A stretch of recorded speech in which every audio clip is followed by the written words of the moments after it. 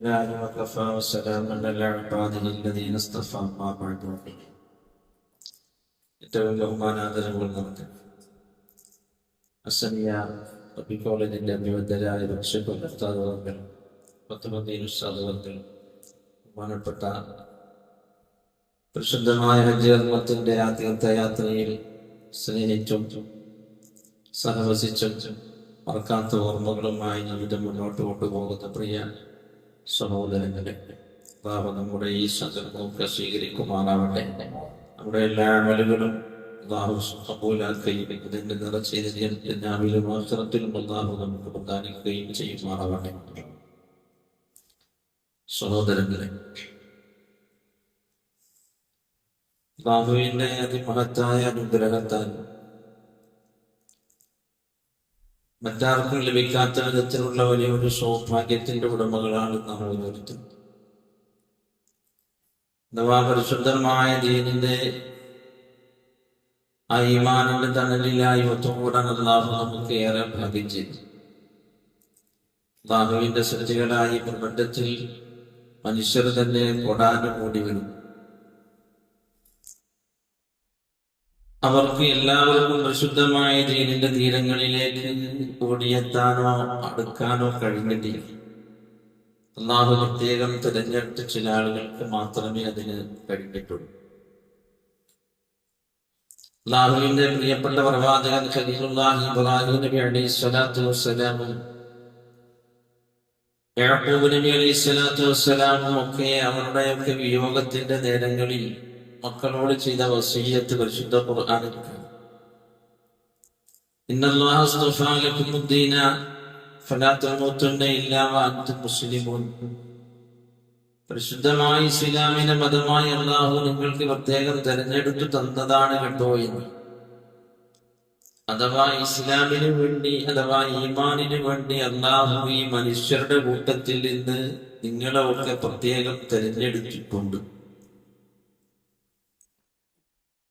ഈമാനിലേക്ക്, ഇസ്ലാമിലേക്ക് അല്ലാഹു നമ്മെ തെരഞ്ഞെടുത്തു, അതിനുള്ള തൗഫീഖ് നൽകി എന്നതാണല്ലോ അതിന്റെ പൊരുൾ ചുരുക്കം. നാം അധിവസിക്കുന്ന ഈ രാജ്യത്ത് തന്നെ എത്രയോ ആളുകൾ നമ്മുടെ അയൽവാസികളൊക്കെ ആയിട്ടുണ്ട്. എത്രയോ ആളുകളുമായി നാം ഇടപഴകുന്നു. പക്ഷെ അവരൊന്നും ഈമാനുള്ളവരല്ലല്ലോ, അല്ലെങ്കിൽ ഇസ്ലാം നൽകിയവരല്ലല്ലോ. നമുക്ക് അല്ലാഹു കൂട്ടത്തിൽ നിന്ന് നമ്മെ അല്ലാഹു പ്രത്യേകം തെരഞ്ഞെടുത്ത് ഈ ദീനിലേക്ക് കൊണ്ടുവന്നു. അത് നമ്മുടെ മാതാപിതാക്കൾ മുസ്ലിമായി, ആ വഴിക്ക് നാം മുസ്ലിമായതാണെങ്കിലും അല്ലാഹു തൗഫീഖ് നൽകിയത് കൊണ്ട് നമുക്കതിന് കഴിയുന്നത്. ഇങ്ങനെ തെരഞ്ഞെടുത്ത് ഇസ്ലാമിലേക്ക് അല്ലാഹു നമ്മെ തെരഞ്ഞെടുത്തിട്ട് ഇബ്രാഹിം നബിയുടെ വസിയ്യത്തിലൂടെ അല്ലാഹു നമ്മെ തെര്യപ്പെടുത്തുന്നത് ഫലാ തമൂതുന്ന ഇല്ലാ വഅൻതും മുസ്ലിമൂൻ. മുസ്ലിമായിട്ട് മാത്രമേ ഇനി നിങ്ങൾ മരിക്കുകയും ചെയ്യാവൂ എന്ന്. അഥവാ ഷഹാദത്ത് പറഞ്ഞ് മുസ്ലിമായി ഇസ്ലാമിലേക്ക് കടന്നു വന്നാൽ ഇവിടെ നിന്ന് വിട പറയുന്ന അവസരത്തിലും ആ ഈമാനിന്റെ നിറ ചൈതന്യത്തിൽ വേണം വിടവാങ്ങാൻ, വിട പറയാനും. അതിനെങ്ങനെയാണ് നമുക്ക് കഴിയുക എന്നതിനത്തേക്കാണ് നമ്മുടെ പഠനവും ചിന്തയും പോകേണ്ടത്. അല്ലാഹുവിനെയും അവന്റെ റസൂലിനെയും അതിനെ സ്നേഹിച്ച് അവരെ പൂർണ്ണമായും ഉൾക്കൊണ്ട് അനുധാവനം ചെയ്തുകൊണ്ട് ജീവിക്കുക എന്നതാണ് അതിന്റെ പ്രഥമ പഠനം. അഥവാ അല്ലാഹുവിലും റസൂലിലുമുള്ള വിശ്വാസമാകണം നമ്മുടെ ജീവിതത്തിലെ മുൻതൂക്കം. മറ്റെല്ലാം അതിന് പിന്നിൽ വരണം.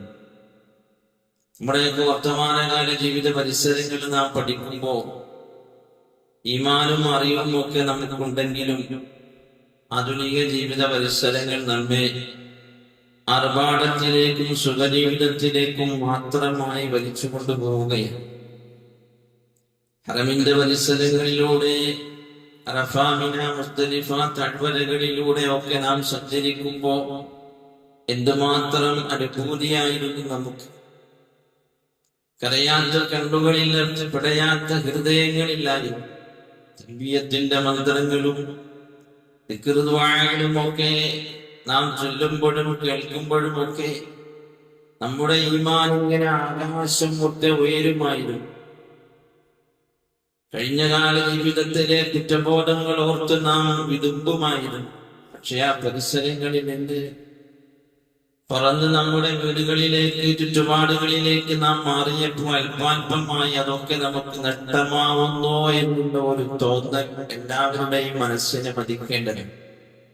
കാരണം നാം ജീവിക്കുന്ന ചുറ്റുപാട് ആ വിധത്തിൽ നമ്മെ ഈമാനിൽ നിന്ന് വ്യതിചലിപ്പിച്ചു കൊണ്ടുപോകുന്ന സ്ഥിതിവിശേഷങ്ങൾ എമ്പാടും. അറിവില്ലാത്തവരെയും അറിവുള്ളവരെയും അല്ലാഹുവിനെ കൂടുതൽ ഭയപ്പെടണമെന്ന് ആഗ്രഹിക്കുന്നവരെ പോലും ഇങ്ങനെ വ്യതിചലിപ്പിച്ചു കൊണ്ടുപോകുന്ന ചുറ്റുപാടുകൾ നമുക്ക് മുന്നിലുണ്ട്.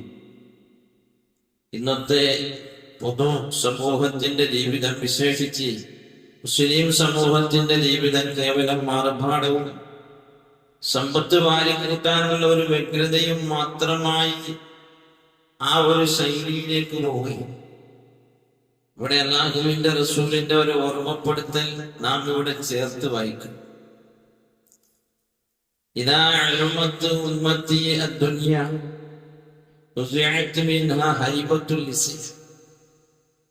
എന്റെ സമുദായം ദുനിയാവിന് അധിക പ്രാധാന്യം കൊടുക്കുന്നവരായാൽ ഇസ്ലാമിന്റെ ഒരു ഹൈബത്ത് അഥവാ ഇസ്ലാമിനോടുള്ള ഭക്തി ബഹുമാനം എന്റെ ഉമ്മത്തിന്റെ മനത്തലങ്ങളിൽ നിന്ന് അല്ലാഹു ഊരി മാറ്റുന്നത്.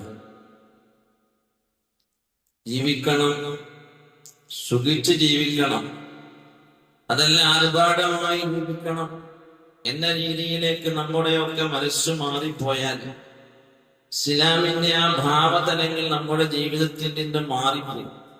ഇസ്ലാമിന്റെ യാതൊരുവിധ സവിശേഷതകളും നമ്മുടെ ജീവിതത്തിൽ നിന്ന് വായിക്കപ്പെടാൻ കഴിയാതെ വിസ്മൃതിയിലേക്ക് പോകും.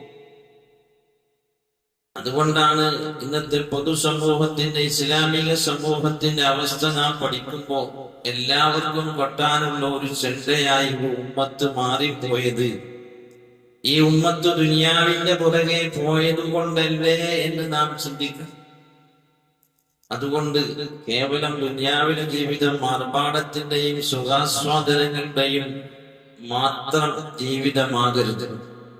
അതിനോടൊപ്പം അത് വേണം. അതിനോടൊപ്പം അല്ലാഹുവിലും റസൂലിനുമുള്ള വിശ്വാസവും അല്ലാഹുവിനോടും അവന്റെ റസൂലിനോടുമുള്ള അതിരറ്റ സ്നേഹവും അവർക്ക് മുൻഗണന കൊടുത്തുള്ള ഒരു ജീവിതവുമാണ് നമുക്ക് വേണ്ടത്. അതുകൊണ്ട് വിശുദ്ധമായ ഹജ്ജ് കർമ്മം കഴിഞ്ഞു വന്ന് നമ്മെ സംബന്ധിച്ചിടത്തോളം ആ ഹജ്ജ് കർമ്മത്തിന്റെ ചൈതന്യം നമ്മിൽ നിന്ന് നഷ്ടപ്പെടാതെ നോക്കേണ്ടത് നമ്മുടെ ഓരോരുത്തരുടെയും ഉത്തരവാദിത്തമാണ് എന്ന് നാം പ്രഥമമായി മനസ്സിലാക്കാം. നാഥനായ റബ്ബ് നമ്മുടെ കർമ്മങ്ങളൊക്കെ സ്വീകരിക്കുമാറാവട്ടെ. ശേഷിച്ച ജീവിതം അല്ലാഹുവിന്റെ പൊരുത്തത്തിലായി ജീവിക്കാൻ നമുക്ക് അല്ലാഹു തൗഫീഖ് നൽകി അനുഗ്രഹിക്കുമാറാവട്ടെ. എല്ലാ നല്ല ആഗ്രഹങ്ങളും അല്ലാഹു സഫലീകരിക്കുമാറാവട്ടെ എന്ന് ദുആ ചെയ്തുകൊണ്ട് ഈ സംഗമത്തിന് എല്ലാവിധ ആശംസകളും നേർന്നുകൊണ്ട് ഈ കൊച്ചു വാഗ്മയിൽ നിർത്തുന്നു. അസ്സലാമു അലൈക്കും വറഹ്മത്തുള്ളാഹി വബറകാതുഹു.